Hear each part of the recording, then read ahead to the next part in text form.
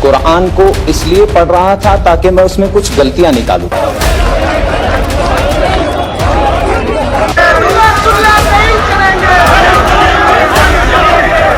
अस्सलामु अलैकुम वरहमतुल्लाहि वबरकातुहू। दोस्तों, उम्मीद है आप खैरियत से होंगे। अल्लाह रब्बुल इज़्ज़त हमें और आपको अपने हिफ्ज़ व अमान में रखे, आमीन या रब्बुल आलमीन। दोस्तों, आज के इस वीडियो में मैं मोहम्मद आरिफ और कारी कैफ अशरफ साहब एक टॉपिक के ऊपर बात करेंगे। हमने एक वीडियो देखा और उस वीडियो में हमने ये देखा कि एक शख्स पहले हिंदू था, फिर वो मुसलमान बन गया। वो शख्स पहले मुसलमानों से नफरत किया करता था, लेकिन एक वक्त ऐसा आया कि वो आज अल्हम्दुलिल्लाह मुसलमान है। क्या है ये पूरा मामला, आपसे बात करेंगे इस बारे में। और हम देख रहे हैं कि हिंदुस्तान में आज कैसे हालात बने हुए हैं। हिंदुस्तान में आप देखिए मुसलमानों के साथ कहाँ कहाँ क्या क्या चीज़ें हो रही हैं। कहीं मुसलमानों को ट्रेन में परेशान किया जा रहा है, कहीं मुसलमानों को रोड पे परेशान किया जा रहा है। एक भीड़ मुसलमानों को मारने पे उतारू है। मुसलमानों की मस्जिदों पर हमला करने की कोशिशें की जा रही हैं। मुस्लिम वक्फ बोर्ड की जो ज़मीनें हैं, उन ज़मीनों को हथियाने की कोशिश की जा रही है। तमाम जो मुसलमानों के मसाइल हैं, उनके ऊपर आज कुछ हिंदूवादी लोग कब्ज़ा करने की कोशिश में लगे हुए हैं। मुसलमानों को हिंदुस्तान से भगाने की कोशिश में लगे हुए हैं। इन्हीं सब चीज़ों के बारे में आपसे आज बात करेंगे। हमारे साथ बने रहिएगा।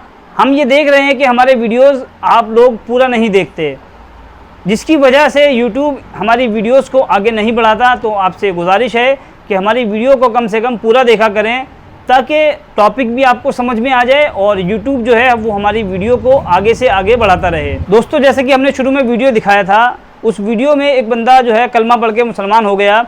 असल में मैं आपको बताऊं, वो जो बंदा है, वो बंदा पहले कुरान को इसलिए पढ़ता था ताकि वो कुरान में गलती निकाल सके। और मैं ये नहीं समझता कि कुरान में कोई गलती निकाल सकता है। और ये भावना कहां से पैदा हुई? जब कोई मुसलमान मुझे बताता था कि भाई तुम्हारी किताब में यहां पर मोहम्मद का नाम है सल्लल्लाहु अलैहि वसल्लम, यहां पर फला नाम है, यहां पर वो है, यहां पर फला है, तो मेरी जो भावना थी वो ये थी, जुमा में एक दिन नहाने वाले रोज नहाने वाले को बता रहे। इस मामले को सही से समझने के लिए हम चलते हैं कैफ भाई के पास और उनसे समझते हैं कि क्या ये जो बंदा बोल रहा है कि पहले मैं कुरान में गलती निकालने के लिए उसको पढ़ता था, उसके बाद मैं मुसलमान हो गया जब नहीं समझ में आया कुछ। तो कैफ भाई, इसके बारे में थोड़े से अपने तासुरात रखिए कि आखिर ये मसला है क्या। बिस्मिल्लाहिर्रहमानिर्रहीम।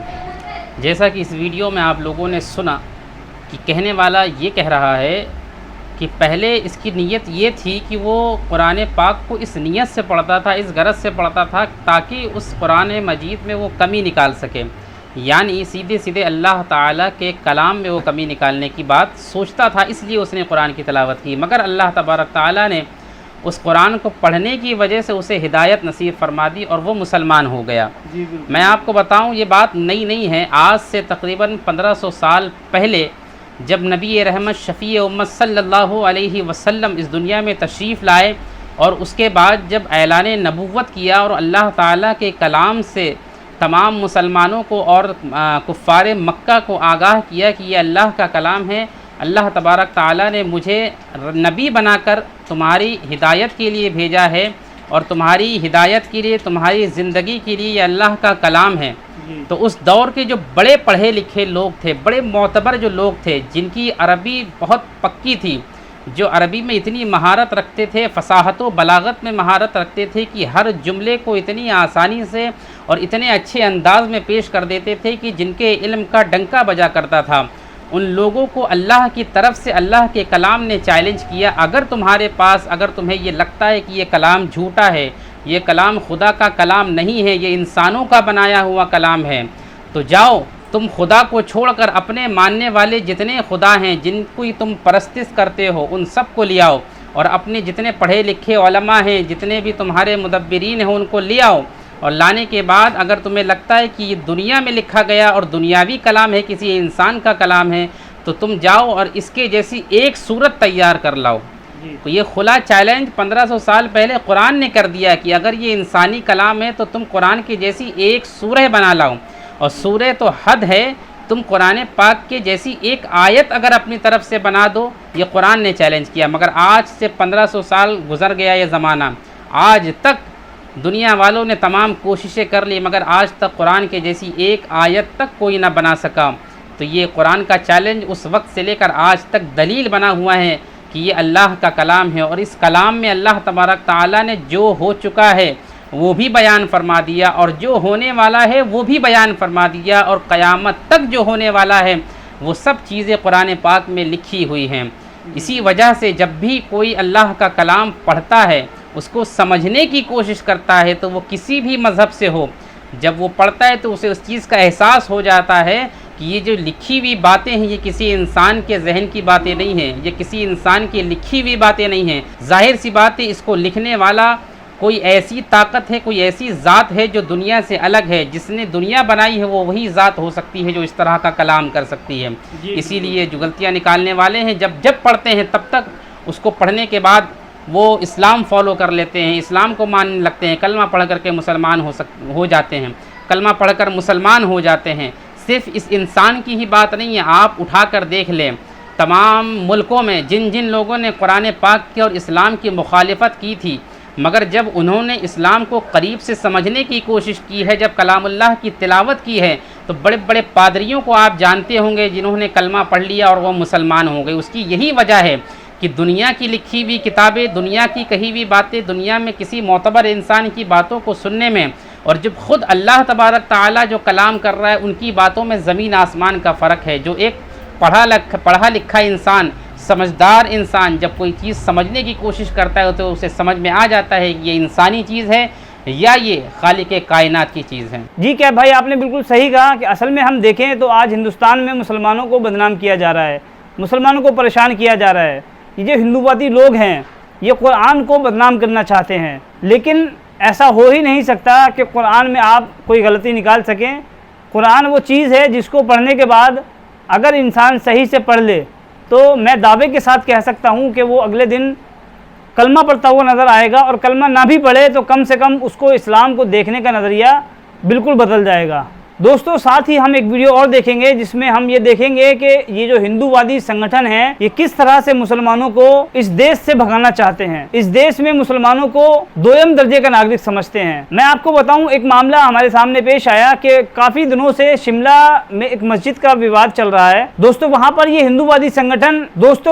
हिंदूवादी संगठन एक भीड़ लेकर पहुंचे हैं, और उस भीड़ ने कई दिनों से वहां पर ऐसे हालात बना दिए हैं कि हालात यहां तक पहुंच चुके हैं कि वहां पर एक भीड़ एक मुस्लिम बुजुर्ग के ऊपर हाथ चलाती है, उसको गाली देती है, उसको मारती है। उनमें कुछ लोग बचाने वाले भी हैं, लेकिन हालात ऐसे बन चुके हैं कि ये भीड़ किसी को नहीं देख रही। वो भीड़ मुसलमानों को मारती है, और ऐसे भी वीडियोस देखने को मिल रहे हैं कि जहाँ पर हिंदूवादी जो संगठन है वो संगठन मुसलमानों की दुकानों पर निशानदेही कर रहे हैं, दुकानों के शटर पर मार्किंग कर रहे हैं, जिससे मुसलमानों को आर्थिक तौर पर कमज़ोर किया जा सके। दोस्तों, हम चलते हैं कैब भाई के पास और कैब भाई से समझते हैं कि वो जो मस्जिद का मामला है वो क्या है, और क्या ये जो भीड़ मुसलमानों पर हमला कर रही है, मुसलमान बुजुर्ग को मार रही है, ये किस हद तक सही है। जैसा कि हमने देखा कि शिमला के हालात, और शिमला ही क्या बल्कि आप पूरे हिंदुस्तान के माहौल को उठा करके देख लें तो जगह जगह पर इस तरह की वारदात आपको होते हुए नज़र आने लगेंगी। शिमला का मुद्दा उठा था मस्जिद से। मस्जिद के मामलात ये आए थे सामने कि मस्जिद की जो 2 मंजिलें हैं वो गैर कानूनी तरीके से एक्स्ट्रा बना ली गई है। बस इतनी छोटी सी बात थी, जिसके लिए मस्जिद कमेटी ने और वहाँ के मुसलमानों ने उसी वक्त इस चीज़ का इकरार कर लिया कि अगर ये गैर कानूनी है तो हम थाने में जा कर के इसके लिए, और अपनी तरफ से ये पहल कर रहे हैं कि अगर ये गलत है तो आप इसको सील कर दें, या आप इसको तोड़ दें, या आप हमें परमिशन दे दें, हम तोड़ दें। इसके बावजूद इस तरह का बवाल अभी तक वहाँ हो रहा है, इस तरह की चीज़ें अभी तक सामने आ रही हैं। इससे साफ जाहिर ये हो रहा है मामला सिर्फ मस्जिद का ही वहाँ नहीं है, वहाँ मामला मुसलमानों से हिंदुओं को नफ़रत पैदा करने का है।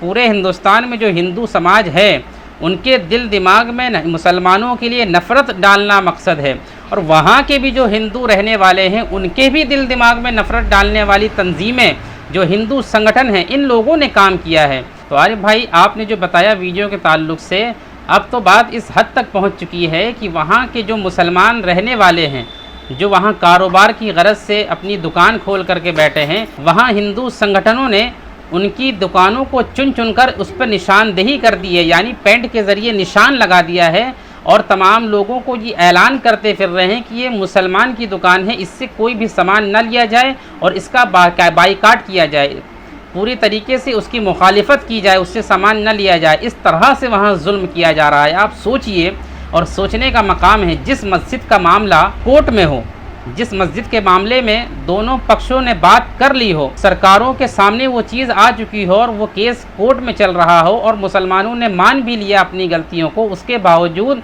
इस तरह का बवाल हो रहा है और मुसलमानों से ये कहा जाता है कि मुसलमान जो है फितना फैलाते हैं, दुनिया भर के गलत काम करते हैं। हम तो हर जगह सब्र करते आए हैं, हमने हिंदुस्तानी कानून को हमेशा अपनाया है, हमने कोर्ट के फ़ैसले को हमेशा अपनाया है। अगर हम कोर्ट के फ़ैसले को ना अपनाते, हिंदुस्तानी क़वानीन को अगर हम ना अपनाते, तो आज हमारी बाबरी मस्जिद ऐसे शहीद नहीं होती। हमने बाबरी मस्जिद के टाइम पे भी सब्र किया, कोर्ट के फ़ैसले का इस्तकबाल किया, हमने कोर्ट के फ़ैसले को माना। उसके बाद भी हमने हिंदुस्तान की तमाम मस्जिदें जो तोड़ी गई, वहाँ पर भी हमने सिर्फ इसलिए सब्र किया क्योंकि हम हिंदुस्तान के कानून को मानते हैं, हिंदुस्तान के संविधान को मानते हैं, हिंदुस्तानी कोर्ट को मानते हैं। इस पे हमने सब्र किया और हमने उसको माना। मगर ये लोग कैसे लोग हैं, अब इनके ताल्लुक़ से क्या कहना चाहेंगे? जो लोग हिंदुस्तान के क़वानीन को भी नहीं मान रहे हैं, हिंदुस्तान की गवर्नमेंट की बात को भी नहीं मान रहे हैं, कोर्ट के फ़ैसले को भी नहीं मान रहे हैं, अपनी तरफ से हमला करने की कोशिश कर रहे हैं, अपनी तरफ से बाईकाट करने की कोशिश कर रहे हैं। इनके खिलाफ सरकारें कब एक्शन लेगी? इनके खिलाफ पुलिस अधिकारी कब फैसला लेंगे? इनके खिलाफ कब कार्रवाई होगी? जब इनके तरफ से जो भीड़ होती है, जो गलत काम करती है, मस्जिद अपनी तरफ से तोड़ने के लिए आगे बढ़ती है, और जब पुलिस वालों की तरफ से इनके ऊपर लाठी चार्ज कर दिया जाता है, तो ये मजलूम कहलाते हैं और पुलिस वाले जालिम कहलाते हैं। मगर दूसरी तरफ जब मुसलमान कोई प्रोटेस्ट कर रहा होता है, तो वो आतंकवादी घोषित कर दिया जाता है, उनके खिलाफ कार्रवाइयाँ होने लगती हैं, सोशल मीडिया में और न्यूज़ चैनलों में उनके खिलाफ दुनिया भर की बातें होने लगती हैं।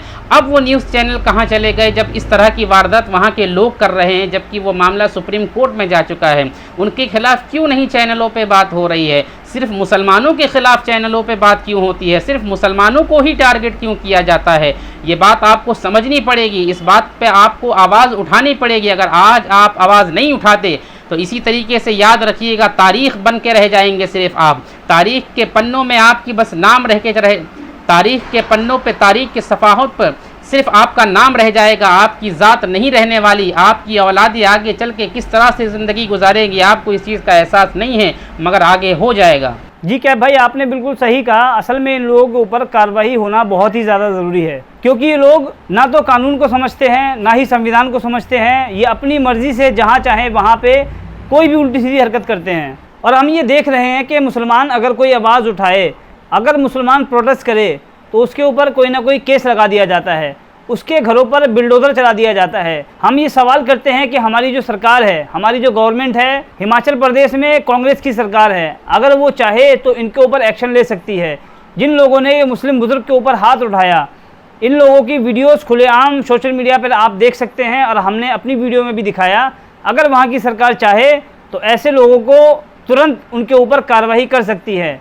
दोस्तों, हम उम्मीद करते हैं कि हिंदुस्तान में मुसलमानों के हालात जल्द से जल्द बेहतर होंगे, और हमें ये कोशिश करनी चाहिए, जैसा काम वली रहमानी ने किया वैसा ही काम आज हिंदुस्तान के मुसलमानों को करने की ज़रूरत है, क्योंकि उन्होंने एक ऐसा काम कर दिया जो एक मिसाल है मुसलमानों के लिए। हमें अगर अपनी कौम को आगे बढ़ाना है तो हमें तालीमी इदारे पैदा करने होंगे, हमें कॉलेजेस बनाने होंगे, हमें यूनिवर्सिटीज़ बनानी होंगी, ताकि मुसलमानों की जो आने वाली नस्लें हैं वो उनका फ्यूचर ब्राइट हो सके और वो अपने हक की आवाज़ उठा सकें। दोस्तों, हम उम्मीद करते हैं आपको वीडियो समझ आया होगा। वीडियो समझ आया तो वीडियो को लाइक करें, चैनल को सब्सक्राइब करें, और इस वीडियो को ज़्यादा से ज़्यादा अपने दोस्त अहबाब में शेयर करें। मिलते हैं किसी और वीडियो में किसी और टॉपिक के साथ, तब तक के लिए अल्लाह हाफिज़।